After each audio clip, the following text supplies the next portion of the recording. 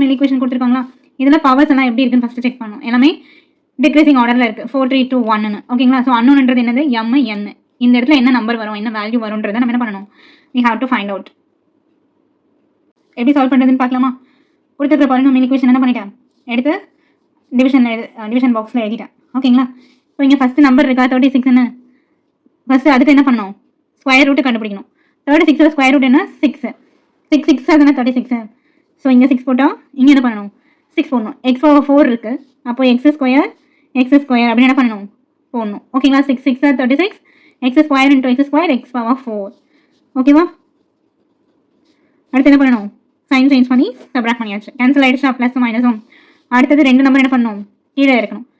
-60x³ plus 61x². Next ஸ்டெப்பில் உடனே என்ன பண்ணணும், இதை 2ஆல் மல்டிப்ளை பண்ணணும். இதை 2ஆல் மல்டிப்ளை பண்ண நமக்கு என்ன வேல்யூ கிடைக்கும், 12. 6 2 12 12x².